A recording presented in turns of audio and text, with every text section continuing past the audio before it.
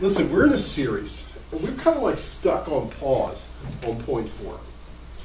And it occurred to me that we just couldn't blow through. How do we live it out? This ethics thing. So we're going to spend a couple 3 weeks talking about how to live it out. What tools do we need to equip us? I have an echo in my ear behind me. What tools do we need to really be able to live this ethical life? We saw that there's absolutes. We saw that God wants us to be able to live it. How do we get there? Well, last week we saw that we need to see it through God's eyes. And how God himself connected truth into our society. How God connected truth into our families and our work and our areas of play and all that. Well, this week we're going to talk about how do we develop Christian accountability.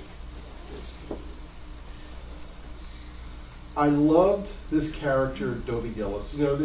Most people don't know the real name of the kid. Anybody know the real name of the TV program? Any other geeks like me? Okay. It's The Many Loves of Dobie Gillis. It's a story about a teenage boy who was 17, whose father really wanted to kill him because he was a useless little snot, who was absolutely useless, who had a friend who, Maynard G. Krebs,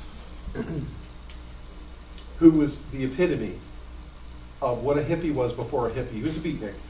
If you listen to the dialect like Wild Daddy or like Wild Man, Far Out, like Split, he will use the word like in about 17 places in one sentence. He is the epitome of my generation's slacker teenager who just didn't get it. Yeah, he's usually on the flashware. What's that? You guys are just...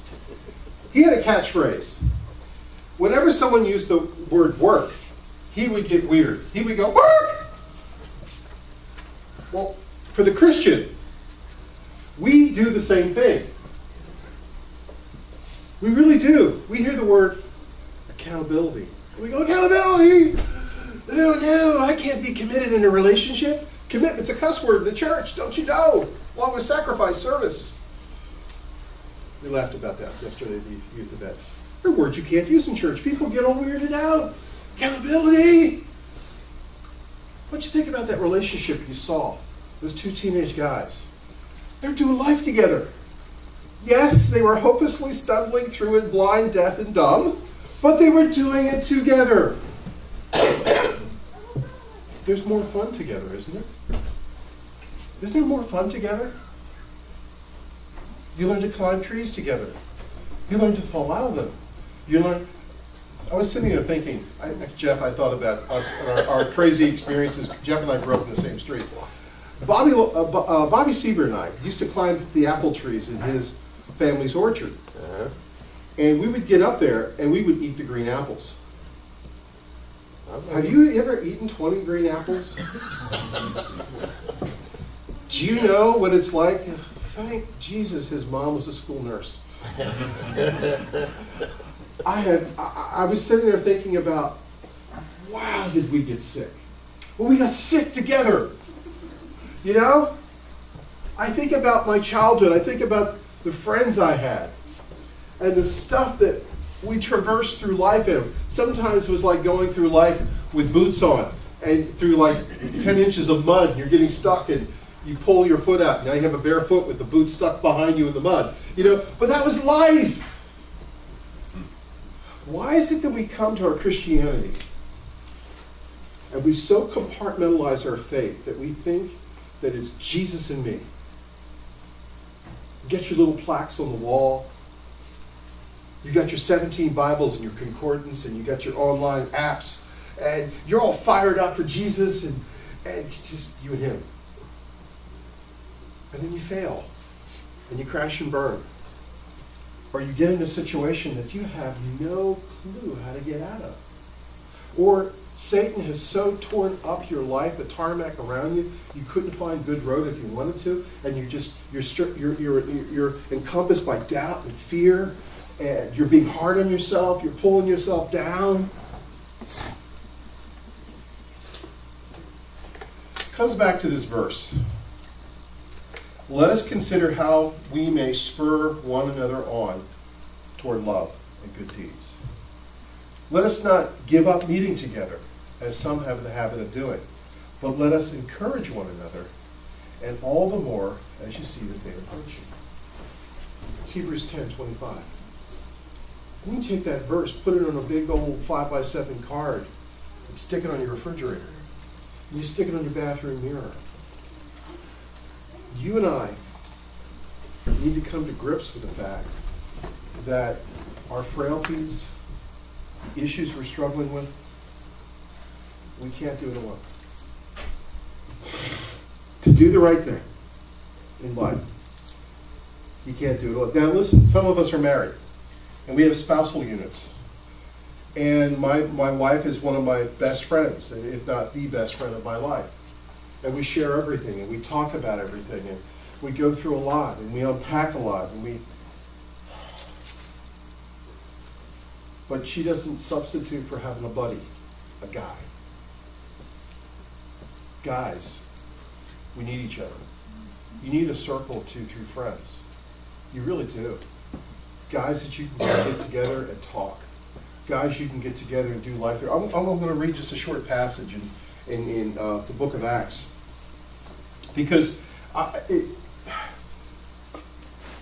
was thinking about Dovey Gillis here, reading about Paul and Barnabas. Now you think about Dovey Gillis here and Maynard G. Krebs, and you think about Paul and yeah. How are those two misfits like these two guys? Well, these two guys didn't always get along.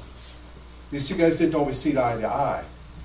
But these two guys, if you spend some time, I'm going to encourage you this week, go in the book of Acts, start with Acts chapter 10 and read through Acts chapter 14. Read through what these guys went through. And think about your own life. This is a challenge day for you guys and gals. I want you to think about your own life and say, what am I missing? Who am I missing? Verse 14, chapter 14, it says, at Iconium, Paul and Barnabas went, as usual, to the Jewish synagogue. There they spoke so effectively it had a great number of Jews and Gentiles believe. But the Jews who refused to believe stirred up the Gentiles and poisoned their minds against the brothers. So Paul and Barnabas spent considerable time there, speaking boldly for the Lord, who confirmed the message of his grace, enabling them to do miraculous signs and wonders.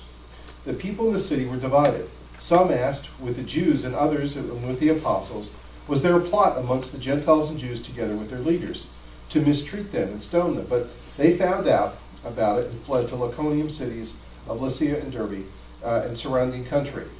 And there they continued to preach the good news.